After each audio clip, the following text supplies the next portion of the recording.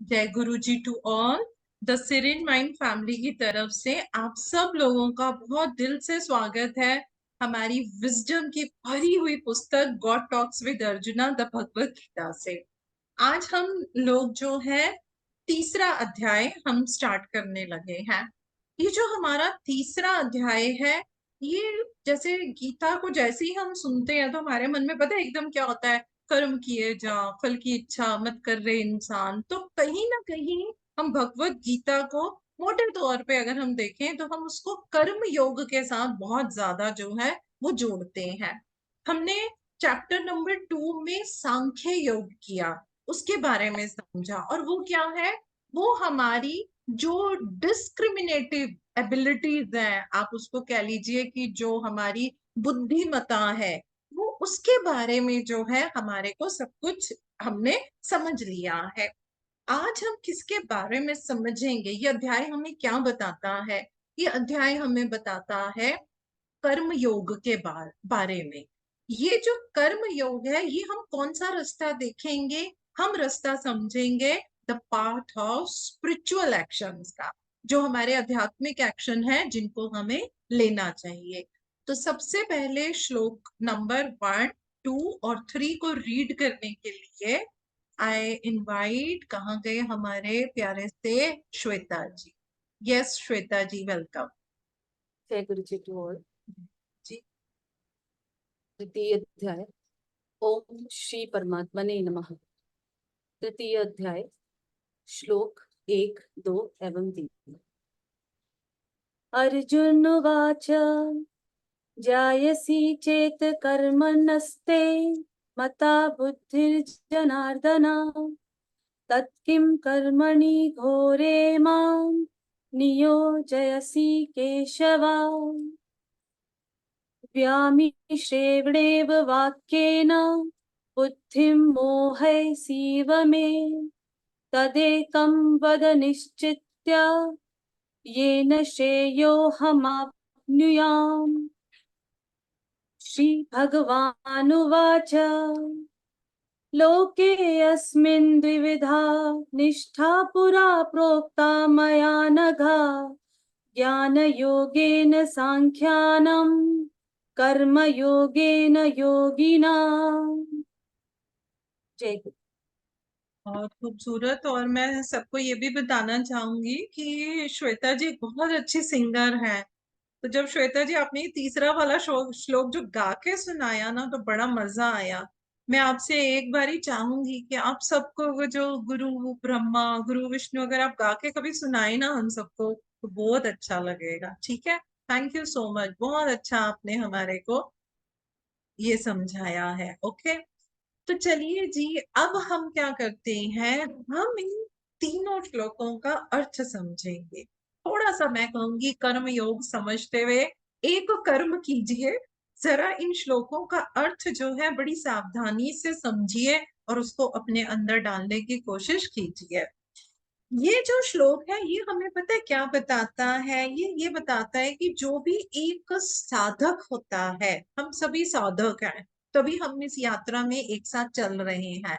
जो डिवोटी होता है, जो साधक होता है ना, कभी कभी पता है उसके मन में ना एक मेंटल कॉन्फ्लिक्ट आता है, मतलब मानसिक तौर पे ना उसके अंदर एक कॉन्फ्लिक्ट, क्या बोलूं हिंदी में, आई डोंट नो, एक कॉन्फ्लिक्ट आता है। और उसको पता है क्या लगता है, वो अपने, जिसे बोलते हैं ना, अपनी इंट्यूशन से, लेकिन मैं इंट्यूशन को बोल दूं कि वो अपनी फिटफुल इंट्यूशन से, जैसे कहते हैं ना, अपने चंचल अंतर मन से, वो पता है क्या करता है, वो परमात्मा को कांटेक्ट कर लेता है। और उसको तब भी एक बात का बड़ा आश्चर्य होता है कि जो मेरी इनर वॉइस है, जब मैं इंट्यूटिव वे में उस विजडम को कनेक्ट कर पाता हूँ, लेकिन फिर भी जो मेरी ये जो अंदर की आवाज है, ये मुझे ऐसे क्यों इंसिस्ट देती है कि आपको अभी भी जो है माइंड ग्रोसिंग एक्टिविटीज में, यानी कि जो आपकी तल्लीन करने वाली एक्टिविटीज है, आपको अभी उसमें और घुसना है। देखिए, कभी कभी अगर शायद हम में से कुछ के साथ हुआ हो या हो रहा हो या कईयों के साथ नहीं हुआ तो होगा, हम उस स्थिति के अंदर वो कांटेक्ट कर लेते हैं, लेकिन फिर भी हमारे अंदर से, क्योंकि अंदर की आवाज कभी झूठ नहीं बोलती, वो अभी भी हमें ये बोलती है कि अभी भी हमारे को अपने को इस चीज में खूब तल्लीन करने की जरूरत है। जो अल्टीमेट विजडम है, अल्टीमेट जो विजडम है वो क्या है? एटर्नल इनफिनाइट इंटेलिजेंस, यानी कि शाश्वत अनंत हमारी बुद्धि। ये क्या है? ये तो समुंदर है बिल्कुल ब्लिस का। और हमारे साथ क्या होता है, अगर हम कंपेयर करें, तो हमने कई बार ये बोला है, हम स्पिरिट को, सोर्स को, परमात्मा को, ब्रह्मा को अगर हम एक समुद्र की तरह ले, तो हम सब क्या हैं? हम लहरें हैं। हम जो इंडिविजुअल सोल है, हम क्या हैं? हम लहरें हैं। तो जैसे एक समुंदर जो होता है वो हमेशा लहरों से सुपीरियर है, ये बात तो आप मानेंगे ना? क्यों? क्योंकि लहर कहाँ से आई? समुंदर से। तो समुंदर क्या है? वो उसका बेस है, वो उसका फाउंडेशन है, वो सब्सटेंस है। किसके लिए? वेव्स के लिए। समुंदर लहरों के बिना भी एग्जिस्ट करेगा, लेकिन लहर तो अपने आप को दिखाने के लिए, पैदा होने के लिए उनको समुंदर की जरूरत है। तो जो स्पिरिट है, जिसको कि मैं सोर्स बोलूं या ब्रह्मा बोले, वो क्या है? वो सुप्रीम कॉज है, वो मेन हमारा एक कॉज है जो कि चेंजलेस है, जिसमें परिवर्तन नहीं होता, जो सेल्फ सफिशिएंट है, जो अपने आप में पूर्ण है। वो क्या है? सेल्फ सफिशिएंट और चेंजलेस इंटेलिजेंस है, बुद्धिमता है। इस पे ध्यान दीजिए। हम यहाँ पे किसी सिंबॉलिक फिगर की बात नहीं कर रहे, हम स्पिरिट की, सोर्स की बात कर रहे हैं। वो क्या है? वो चेंजलेस और हमारा सेल्फ सफिशिएंट जो है, वो बुद्धिमता है। और जितनी भी ये वाइब्रेशंस हैं, ब्रह्मांड की रचना कैसे हुई थी? एक विचार आया, वो विचार उस एनर्जी के अंदर एक वाइब्रेशन लेकर आया था, तब ब्रह्मांड की रचना हुई है। तो जो जितनी भी ये वाइब्रेशनल एक्टिविटीज होती हैं, ये उसी एब्सोल्यूट से ही निकलती हैं। इसीलिए उसके कंपैरिजन को करते हुए अगर हम बोले, तो वो उनसे इंफीरियर है। इसी तरीके से जब हम अल्टीमेट विजडम की बात कर रहे हैं, जिसको हमें हासिल करना है, वो हमें कहाँ मिलेगी?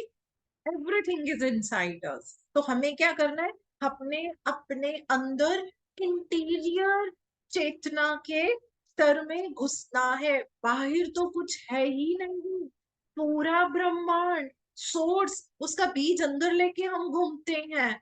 सिर्फ और सिर्फ रिक्वायरमेंट क्या है? उस गहराई में उतरने की। उस गहराई में उतरने के लिए हम यहाँ पे कर्म योग में, वो जिस तरीके से भगवत गीता हमें बताएगी, हम उस चीज को समझने की कोशिश कर रहे हैं। तो जो विजडम है, विजडम हमें ऐसे नहीं मिल सकती कि मुझे बॉडी नहीं चाहिए और मुझे मानसिक रूप से कुछ नहीं चाहिए। आप सोच के देखिए, हम बुद्धिमता को तब तक नहीं पा सकते जब तक कि हमारा मेंटल और बॉडीली पार्टिसिपेशन ना हो। That's the only reason we need to take very good care of our body as well as of our mind. इनके बिना हम उस विजडम को अचीव कर ही नहीं पाएंगे। तो धीरे धीरे होने क्या लग जाता है, जब हम इस बॉडी से जुड़े हुए डिल्यूजन को, भ्रम को जब हम जीत लेते हैं, देन आप उस चीज को पार कर पाएंगे। यदि हम बॉडी से जुड़े हुए भ्रम को अचीव नहीं कर पाते, उसको जीत नहीं सकते हैं, हम कभी भी वो जो पूर्ण विजडम है, हम उसको हासिल नहीं कर पाएंगे। अब ये लगेगा कि भाई ये जो मेरी फॉल्स आइडेंटिटी है इस बॉडी के साथ, तो अब हमारे को क्या करना चाहिए? क्यों? क्योंकि यदि आप इसके ऊपर काम नहीं करते, तो हम एक्सटर्नल एनवायरमेंट की जो एक्टिविटीज हैं, हम उनके अंदर इस तरीके से जुड़ जाते हैं कि फिर हमारे को और दूर हम और दूर होते रहते हैं। कैसे? अब देखिए, अगर हमारे हाथ में एक कांटा चुभ जाता है, तो कभी कभी घर में जैसे काम करते हुए अगर कोई तिनका भी लग जाए, तो हम क्या करते हैं? मोस्टली लेडीज एक सुई पकड़ेंगी, वो उससे उसको निकालना शुरू कर देती हैं। तो हम ये कह सकते हैं किसी नुकीली चीज को निकालने के लिए नुकीली चीज का ही सहारा चाहिए। आप सोच के देखिए, उस चीज को निकालने के लिए आपको नुकीली ही चीज का सहारा चाहिए, उसके बिना वो चीज हमारे अंदर से नहीं निकलती है। तो हमारे को क्या करना है? जब हम अपने आप को, ये जो बॉडी की कॉन्शियसनेस है, जिसके डिल्यूजन में, भ्रम में हम रहते हैं, इससे निकालने बॉडी में मेंटल परसेप्शन चाहिए। इसको समझिए, गुरुजी ने बहुत प्यार से ये चीज समझाई है। आप बॉडी को इग्नोर करके इस डिल्यूजन से बाहर नहीं निकल पाएंगे। हम अपने माइंड और बॉडी को इस लेवल पे लेकर जाएंगे, यही हमारी हेल्प करेंगी हमारे को इस डिल्यूजन से बाहर निकालने में। और तो हमारी ये जो कार्मिक ड्यूटीज है, हम इनसे बाहर निकल जाएंगे। तो वो कहते हैं, जब आप बाहर निकल जाएंगे, that time throws away both thorn, उस समय जो दोनों कांटे हैं आप इनको फेंक दीजिए, जब आप उससे बाहर निकल जाते हैं तब। तो जो एक योगी होता है, वो क्या होता है? वो इतना इस चीज में पक जाता है, मतलब इस ज्ञान में वो इतना पक जाता है मैनिफेस्टेशन के थ्रू। किसका मैनिफेस्टेशन? विजडम के। तब वो जाके जो है, इस तरीके की जो एक्टिविटीज होंगी जो उसको दोबारा से बॉडी डिल्यूजन में लेकर आए, वो वहां पे नहीं जाता है। और भगवान कृष्ण ने अर्जुन को क्या बोला है? अर्जुन कौन है? हम सब, हम ये ज्ञान ले रहे हैं, तो क्या बोला है? बी आ योगी, योगी बन। तो जब हम मेडिटेशन करते हैं, जब हम ध्यान लगाते हैं, तो मेडिटेशन करने से जो हमारे एनर्जी सेंटर्स हैं, जिनको हम चक्रास भी बोलते हैं, हमारा रूट चक्रा है, सैक्रल चक्रा है, इस तरीके से जो हमारे ये 6 चक्रास होते हैं, हम यहाँ पे क्या कर पाते हैं? इन जब हम ये वाला विजडम ले लेते हैं, डिल्यूजन से बाहर आ जाते हैं, तो हम इन सारे एनर्जी सेंटर्स के अंदर स्पिरिचुअल एक्टिविटीज की चेतना को डाल पाते हैं। This is what we all have to do. अगर मैं एक एनर्जी लेवल पे भी बोलूं, तो ये ही हमें सब करना होता है। हम पता है क्या करते हैं? ये जो हमारी चेतना है, हम इसको अपने स्पाइनल कॉर्ड में, जो रीढ़ की हड्डी है, जिसको कि हम सुषुम्ना नाड़ी भी बोले, अगर हम वहां पे इस चेतना को ले आते हैं, ये अभी हमने पहले श्लोक में समझा है। जो हमारा दूसरा श्लोक है, उसमें बड़ा अच्छे से वो एक चीज बता रहे हैं। वो कहते हैं, जो डिवोटीज होते हैं, जो साधक होता है, उसकी एक जो साइकोलॉजिकल स्टेट होती है, जब तक वो उसकी इंट्यूशन के साथ फाइनली ट्यून अप नहीं होती है, वो हमेशा कंफ्यूज रहता है। अब आप इस बात को समझिए, कोई भी इंसान सही या गलत नहीं होता है। हर इंसान की अपनी सोल प्रोग्रेस की एक स्थिति होती है। अब ये ऑप्शन हमारे पास है कि हम सामने वाले को बॉडी लेवल से लेबल करें, कि हमने अगर अपनी विजडम को लगा लिया है, तो हम उसकी स्थिति को समझने की कोशिश करेंगे। तो अब जब हमारी जो अंडरस्टैंडिंग है, अगर वो मेरी इंट्यूशन के साथ अभी मर्ज नहीं हुई है, तो वो पता है हमेशा कॉन्ट्राडिक्टरी एडवाइस में रहेगा। अब ध्यान से सुनिए, चाहे हमारे शास्त्र हैं, चाहे हमारे गुरुजन हैं, वो हमको जो बात बताते हैं, तो हमें भी तो उस ज्ञान को लेने का यू नो पात्रता होनी चाहिए। जैसे कि एक बार ये मेडिटेशन में मुझे गुरुजी ने बड़ी अच्छी बात बोली थी। गुरुजी ने कहा था, प्लीज ज्ञानी को ज्ञान दीजिए। And I was like, oh, ज्ञानी को ज्ञान देने की क्या जरूरत है? Later on when I dive deep in in myself, just to decode की गुरुजी ने ये मुझे क्या लाइन बोली, तो मुझे समझ में आया। गुरुजी ने कहा, जिसके अंदर भाव सच्चा है, अगर आप कोई विजडम शेयर कर रहे हो, सामने वाला लेने के लिए रेडी है, तब आप उसको दीजिए। आप जबरदस्ती किसी के ऊपर कोई चीज थोपेंगे नहीं।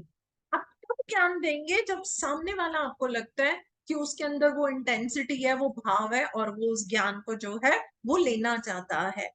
तो यही चीज यहाँ पे बता रहे हैं कि अगर जो भी हमारी नॉर्मल अंडरस्टैंडिंग है और हमारी इंट्यूशन है वो एक साथ नहीं मिलती है, तो शास्त्र में जो लिखा, गुरुओं ने जो बताया, हम उसका मतलब अपने लेवल के हिसाब से निकालेंगे। हम अभी उस बुद्धिमत्ता के लेवल पे पहुंचेंगे ही नहीं। एक बड़ा अच्छा सा एक उदाहरण देती हूँ।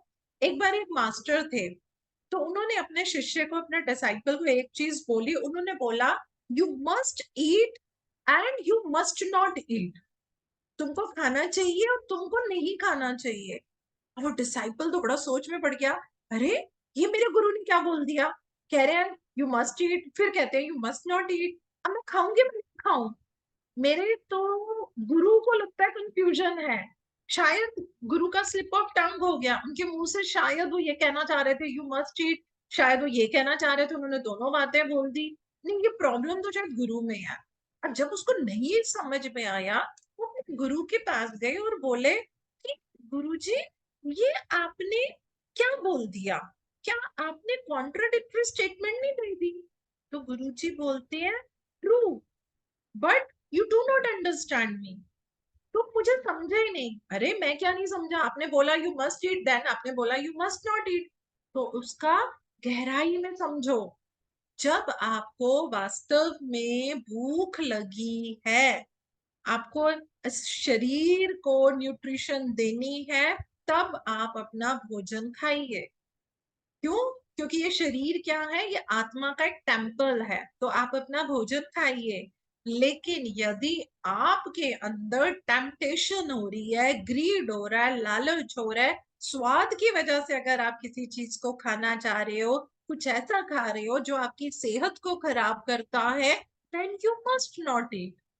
तो यही सामर्थ्य, यही अंडरस्टैंडिंग हमको अपने अंदर भी लेकर आनी है। इसी तरीके से भगवान कृष्ण ने बहुत खूबसूरती से इस श्लोक में, पता है एक बात बोली है? पता है क्या क्या उन्होंने बोला है? Live in this world but do not live in it. Same way, यानी कि आपको क्या करना है? इस संसार में रहो, परंतु इसमें ना रहो। Attachment with detachment, how beautifully it has been, like मैं कहूंगी कि कृष्ण जी की इस बात को लिखा गया, live in this world but do not live in it. संसार में रहो, लेकिन सिर्फ इसमें ना रहो। तो हमें इस बात के ऊपर ध्यान देना चाहिए, क्योंकि जितनी भी हमारी आध्यात्मिक एडवाइस होती है, वो हमेशा पैराडॉक्सिकल होंगी, विरोधाभासी होंगी। तो हमारे में वो सामर्थ्य होना चाहिए कि हम उसके सही मतलब को जो है वो हम डिकोड कर सकें। जो हमारा श्लोक नंबर 3 है, उसके अंदर उन्होंने एक बड़ी अच्छी चीज बताई है। ये परमात्मा के पॉइंट ऑफ व्यू से, सोर्स के पॉइंट ऑफ व्यू से, सोर्स बोल रहे हैं, जब मैंने आपको इस संसार में भेजा, तो मैंने आपको दो रास्ते दिए, यानी कि हम सबको दो रास्ते मिले। अब वो दो रास्ते क्या थे? एक रास्ता हमें मिला डिस्क्रिमिनेशन का, बुद्धिमता का, विवेकशीलता का। ठीक है, जिसको कि हम क्या बोलते हैं, सांख्य या ज्ञान योग बोले, एक हमें वो मिला। दूसरा रास्ता हमें मिला राइट एक्शन का, यानी कि कर्म योग मिला। ये दोनों ही चीजें हमारे को, यदि हम सही मानने में करेंगे, तो वो हमें मोक्ष तक लेकर आएंगी। ये नहीं हम कह रहे सिर्फ एक्शन आपको मोक्ष पे लेके जाएगा, राइट एक्शन। हम ये नहीं कहते कि आपको नॉलेज और विजडम मोक्ष पे लेकर जाएगा। डिस्क्रिमिनेशन, विवेकशीलता, वो हमारे को मोक्ष के ऊपर जो है वो लेकर जाती है। अब कोई भी एक साधक है, अब वो लगभग हम ये मान के चलते हैं कि जो अल्टीमेट फ्रीडम है उसके पास पास पास पहुंच रहा है, तो वो क्या होगा? उसकी जो विजडम है, उसका जो मेडिटेटिव एक्शन है, वो मर्ज हो जाते हैं। वो मर्ज, पता है क्या होता है? एक हमारा इनर हाईवे बनता है टू सेल्फ रियलाइजेशन, राजमार्ग बनता है सेल्फ रियलाइजेशन के ऊपर। और मैं बहुत स्ट्रांगली इस चीज में बिलीव करती हूँ, सिर्फ मेडिटेशन से या सिर्फ विजडम से ये चीज नहीं होती, ये दोनों के योग से होती है। तो ये जो श्लोक नंबर 3 है, इसमें कृष्ण जी ने हमारे को ये बताया है कि जो दोनों ही रास्ते हैं, ये आपको मुक्ति लेकर जाते हैं। चाहे आप डिस्क्रिमिनेटिव एबिलिटीज के ऊपर अपना ज्यादा फोकस करें या राइट एक्शन के ऊपर करें। जिस तरीके से एक एप्पल होता है, सेब, और अगर मैं कहूं कि सेब का फूल, ठीक है, ये दोनों चीजें एक दूसरे से जुड़ी हुई है। सेब का फूल नहीं होगा तो सेब नहीं होगा, और अगर सेब हुआ है तो फूल तो है ना। इसी तरीके से if there is no meditation, no wisdom, तो काम नहीं चलेगा। यानी कि हमें क्या करना है, विजडम इज द हाउस और meditation is the foundation. Wisdom is the house and meditation is the foundation. जब हम विजडम की भी बात करते हैं, विजडम वो नहीं होती जो हमारा मन बहलाती है। विजडम वो होती है जो हमें उस लेवल पे लेकर जाती है जहां हम अपने ऊपर इंट्रोस्पेक्ट करते हैं, अपना मनन करते हैं, और हमें ये समझ में आ जाता है कि मेरी क्या स्थिति है और मुझे कहाँ कैसे आगे जो है वो बढ़ना है। तो भगवत गीता में विजडम के ऊपर, मेडिटेशन के ऊपर, दोनों के ऊपर ध्यान दिया गया है। सिर्फ थ्योरेटिकल स्टडी से काम नहीं चलता।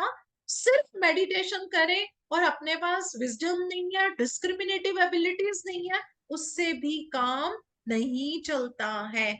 और एक चीज गुरुजी ने बड़ी अच्छी बताई।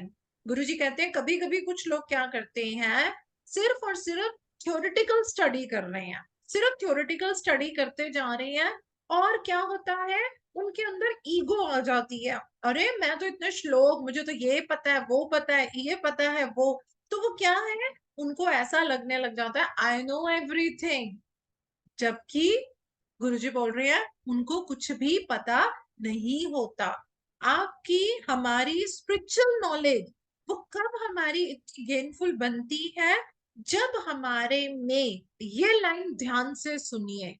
ये गुरुजी ने बहुत अच्छा इसका मीनिंग बताया हुआ है।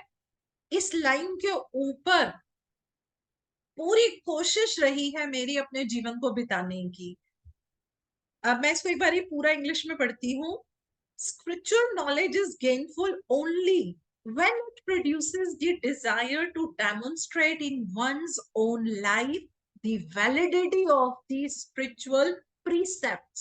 यानी कि जो भी आपने, जितने भी शास्त्रों से, किताबों से जो भी आपने स्पिरिचुअल उपदेश लिए हैं, जब वो उपदेश आपके जीवन में दिखने लग जाते हैं, आप दिखा नहीं रहे हैं, सामने वाले को दिखने लग जाते हैं, उनको उस चीज का आभास होने लग जाता है, तब क्या है, आप इस चीज की वैलिडिटी करते हैं। संस्कृत में एक शब्द बोला जाता है प्रमाणा। उस समय आप उसकी, उसका प्रमाण बन जाते हैं। अरे नहीं, ये बंदा सिर्फ बोलता नहीं है। स्पिरिचुअलिटी, मेडिटेशन सिर्फ 1 घंटे 2 घंटे का सफर नहीं है, ये तो जीवन में उतारने का सफर है। हम दूसरे को धोखा दे सकते हैं, हम खुद को नहीं दे सकते। तो ये एक चीज जिसने अपने जीवन में अपना ली ना, तो हम बहुत ही, कहते हैं ना, खूबसूरती से इस कर्म योग को कर पाएंगे। नाउ आई इनवाइट पूजा। जय गुरु जी मैम। जय गुरु जी।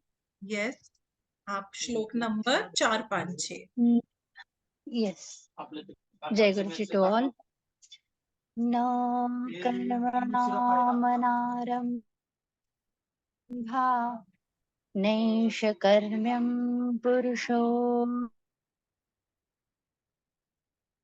श्रुतेव सिद्धि समगच्छति न हि कश्चित् क्षणमपि जातु तिष्ठत्य कर्म कुत्र कार्यतेरावशः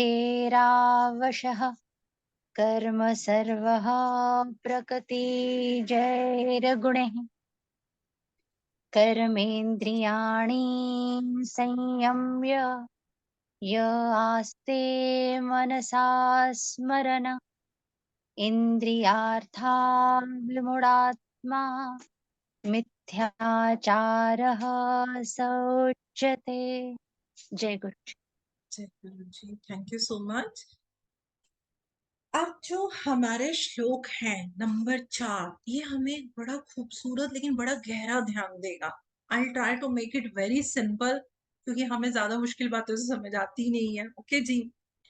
वो कहते हैं जितनी भी हम एक्टिविटी करते हैं, अब देखिए हम दिन में कितनी एक्टिविटीज करते हैं। अभी अगर मैं बोल रही हूँ तो आप सुन रहे हैं, तो ये भी एक एक्टिविटी है।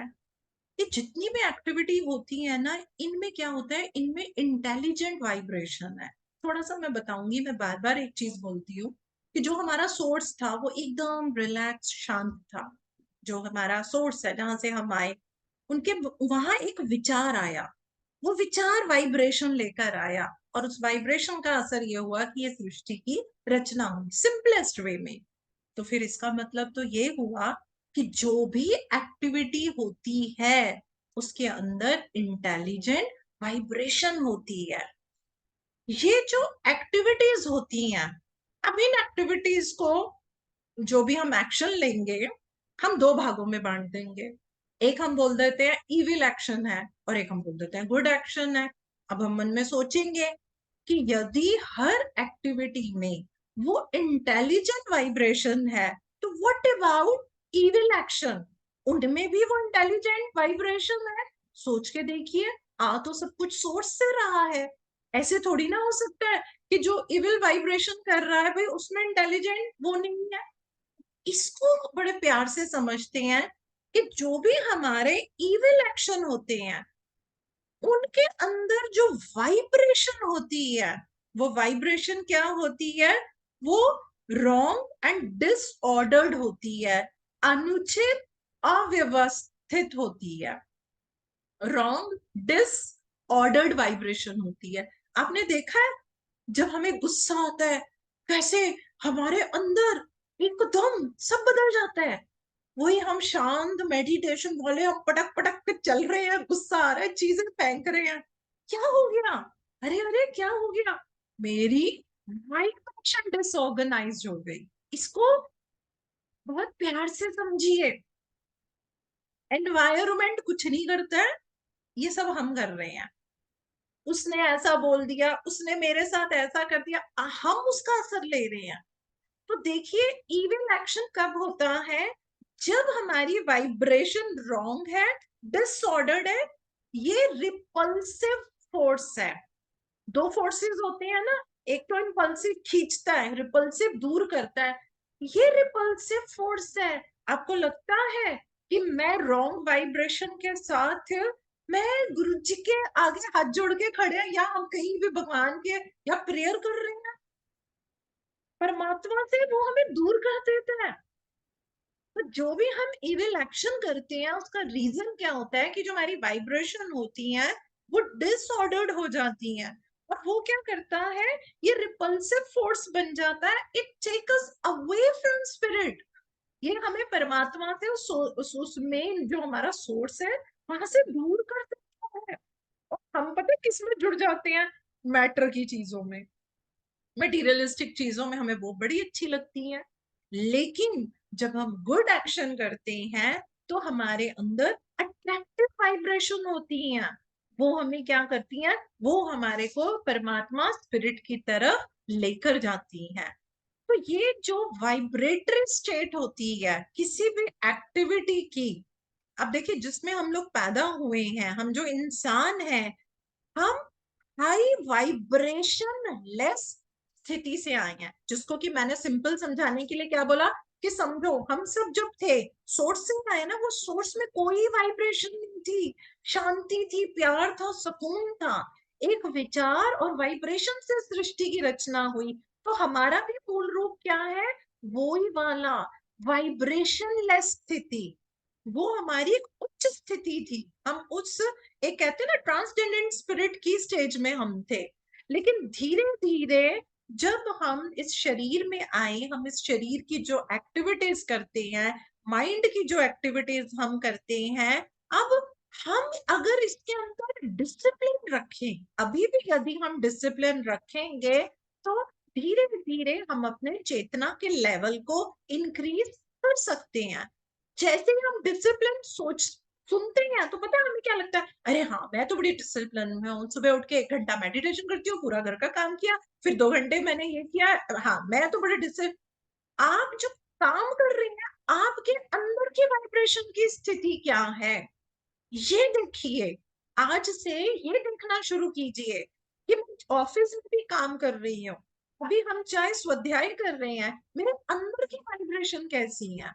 अगर वो डिसऑर्डर्ड है तो देखने में तो मैं स्वाध्याय कर रही हूँ, लेकिन मेरा एक्शन क्या गुड एक्शन कहलाएगा? क्या मेरा ये एक्शन मुझे परमात्मा के पास लेकर जाएगा? This thing we need to understand. ये बहुत इंपॉर्टेंट चीज है समझने की। और हम वो कहते हैं कि जो स्पिरिट है, जो परमात्मा है, परमात्मा is beyond the activity of all creation. तो कभी कभी पता है इसको क्या बोलते हैं, ये लाइन देखिए कितनी अच्छी है। Worklessness in the mystical sense is the goal of life. हमारे जीवन का लक्ष्य क्या है? वर्कलेसनेस की स्थिति में जाना। हिंदी में मैंने स्पेशली लिखा था, अगर किसी को ना समझ आए तो, निष्कर्मता की अवस्था। अब ये सुन के हमें लगेगा, अच्छा भाई वर्कलेसनेस बनना है, अरे ये तो बड़ी अच्छी बात इन्होंने बोल दी, आज से मुझे कोई काम ही नहीं करना। आगे ना बॉडी लेवल के ऊपर बात हम कर रहे हैं कर्मयोग की, और बात उसमें आ गई। अभी समझाया इससे पहले मैंने कि स्पिरिचुअल विजडम जो है वो पैराडॉक्सिकल होती है, विरोधाभासी होती है। उसका सही मतलब पकड़ना, यानी कि आपके अंदर डिस्क्रिमिनेटिव एबिलिटी आ गई, इट इज एज सिंपल। भाई इसका क्या मतलब है? इसका मतलब ये नहीं है कि हमें कुछ करना ही नहीं, वेले हो जाए, आलसी हो जाए, नहीं। हमको क्या करना है, जो हम एक्टिविटीज कर रहे हैं उनमें हमको देखना है कि ये तो नहीं है मैं मैकेनिकल वे में काम किए जा रहे, एक मशीन की तरह सुबह उठे ये करना है वो करना है, ऐसे किया, हमारी इन्वॉल्वमेंट नहीं है हमारे में, हम उसमें अपना इनर पीस और डिस्क्रिमिनेटिव एबिलिटीज नहीं रख रहे हैं।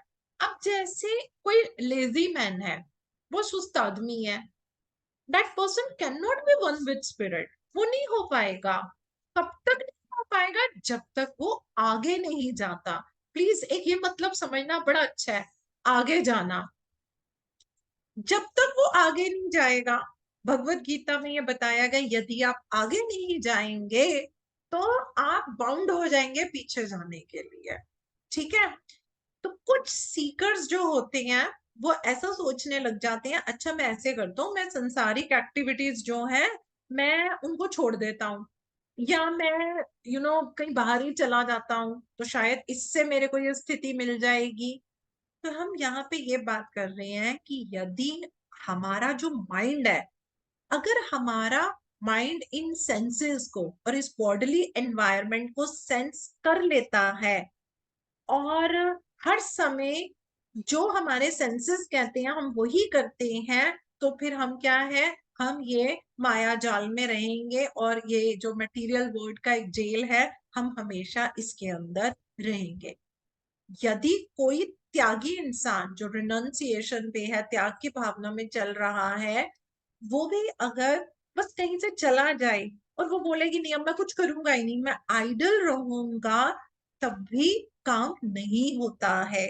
जब वो ये सीख लेता है किस तरीके से वो, मतलब बिना सांस, या जैसे सांसों की गति कम करके, और किस तरीके से वो अपने हार्ट को कंट्रोल कर पाता है, तो वो क्या कर पाता है, जो अपना लाइफ फोर्स है, जो प्राण शक्ति है, वो उसको इन इंद्रियों से हटाकर जो है वो स्पाइनल कॉर्ड पे ले जा सकता है, उसके अंदर ये जो है वो भाव आ जाता है। तो हम ये कहेंगे कि वो जो है वो वर्कलेसनेस की स्थिति जो है वो उस स्थिति को पा सकता है, या वो स्थिति को वो पा लेते हैं। तो यानी कि काम को छोड़ना वर्कलेसनेस की स्थिति नहीं है, हमको विजडम लेनी है। जब हम विजडम लेंगे तो वो हमारे जीवन में जो शांति आएगी वो उसकी पेंशन है, अगर हम अभी से उस चीज को हासिल कर लेते हैं। तो ये एक बड़ी समझने वाली चीज है। श्लोक नंबर 5 आगे हमें चल के वो ये बता रहा है कि देखिए, आप हम जब इस प्रकृति की देन से हम आए, तो क्या हम इसमें एक्शन फ्री रह सकते हैं?